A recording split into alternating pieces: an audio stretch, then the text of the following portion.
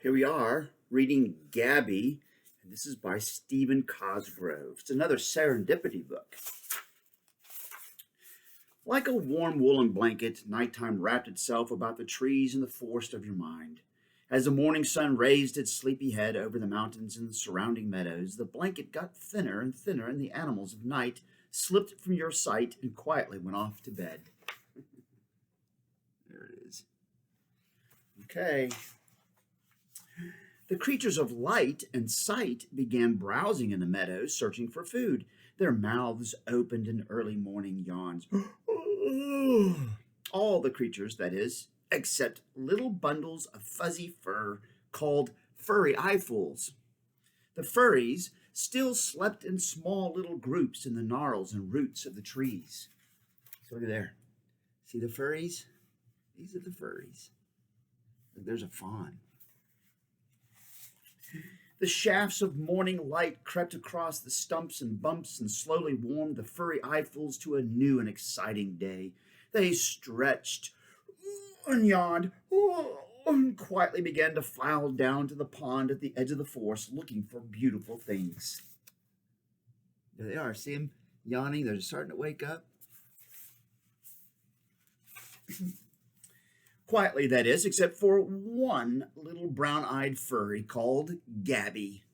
From the moment she woke, Gabby noisily began to tell everyone around her about her dreams from the night before. She's just talking all the time.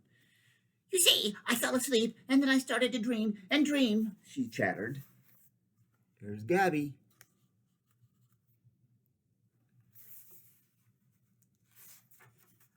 The other furries gently tried to ignore her as she babbled on and on.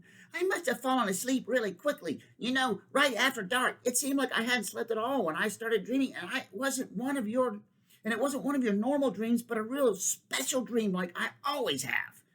Shh, the other furries whispered.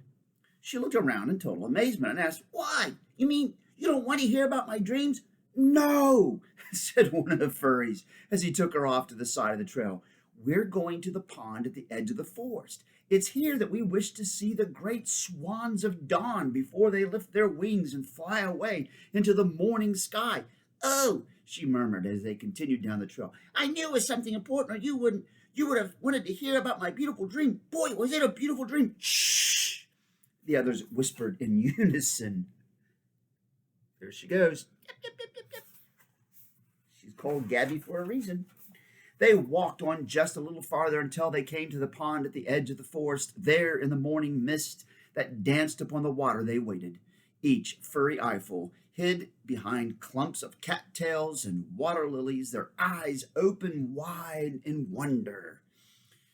Little Gabby was quiet for only a moment or two in the morning hush. Then she said, While we're waiting, does anyone want to hear what happened to me yesterday? Boy, it was just as strange as you could believe. I was walking... Shh! The rest of the furries whispered. There they are. There's Gabby. But there are those furry eyefuls looking around. There's the cattails. These are water plants. Moments later, sailing regally like two magnificent ships, the swans of dawn began to swim into view. Their feathers were ivory-colored beige, and their arched necks bobbed gently as they slipped across the lapping waters of the pond. Just as the swans were close enough to view in all their splendor, Gabby stood and said in wonder, Boy, you guys were right. They are pretty. I saw something almost as pretty last week when I was walking near the mountains at sunset. The swans, startled by a voice in the stillness of the morning, reached out with their wings and, grabbing a bit of the morning mist, lifted high into the sky. Oh, Gabby. There they go. They're flying away. Left only with rings of water where the swans were before, the one lonely feather floating in the pond, the furry eyefuls stood and glared at mortified Gabby. See, one of them shouted, you little noisemaker, when will you ever learn that there's a time for talk and a time for silence? And with that, they all stalked away, leaving Gabby standing alone at the edge of the pond. There's Gabby. Do they look happy? They are not happy. Thereafter, whenever Gabby tried to talk to any of her fellow creatures, they would either walk away or pretend that they'd heard nothing more than the rustling of the wind. No matter what she said, they would look right through her and walk on by. She became so desperate for someone to talk to that she began to talk to the trees. She would talk on and on and on, but the trees didn't seem to listen, and they never talked back. There she is talking to a tree. You ever met anybody like that? I have. Poor Gabby. She talked to the flowers and to the sky, but they didn't listen either. Finally, in desperation, she sat on a rock beside the still waters of a stream and sadly looked down at her own reflection. Then she began to talk to herself of all the beauty that she had seen. She talked and talked, but when she finished, even her own reflection wouldn't talk back to her. "What's the use of talking if there's no one to listen?" she sobbed.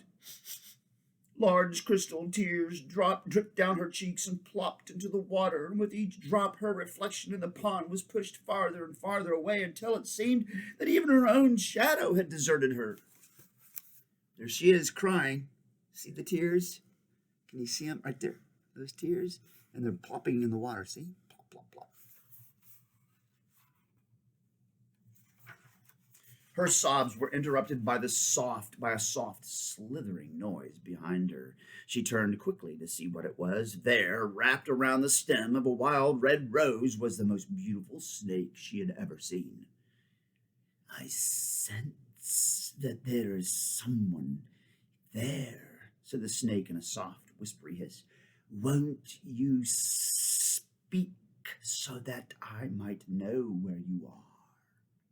Gabby wiped the last tear from her eye and looked closely at the beautiful animal. "Why, you are blind," she said, swallowing her last tiny sob. "Yes," said the snake as he tested the air with his flickering tongue. "My name is Cartouche, and I can just barely taste your tears. Why, have you been crying?" There he is. There's Gabby looking at him, and there he is. It's a blind snake. I don't think I've ever seen a blind snake.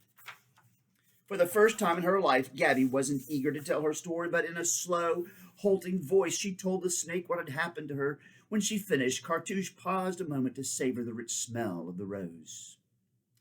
"Little one, there are times that tellings of tales should feel the air in order to share that which has been. But like a well that must have time to fill with water, you must learn to listen and see. Later there will come a time to dip from your well so that all can know what you know. Now, my little furry friend, your well is full and mine is empty from being blind. So tell me all that you have seen." Gabby slowly started from the beginning and told the snake of all of her tales, her wishes, and her dreams. When she had finished, Cartouche paused gently, tasting the moment, and then said, "Now, Gabby, your well is empty. Go and drink deeply from all that you see. When you are filled, you can come tell me." With a happy heart, Gabby quietly set out to see all that she could see.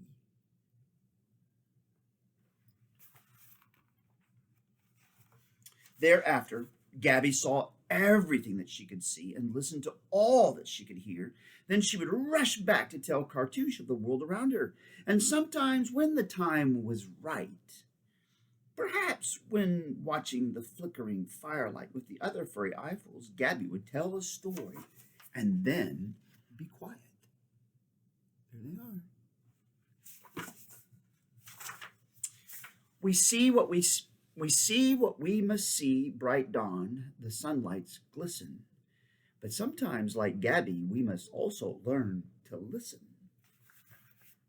That was the little ditty. And look, there are the swans, and there's Gabby now being quiet and looking at the swans. There we go. That was Gabby. Bye.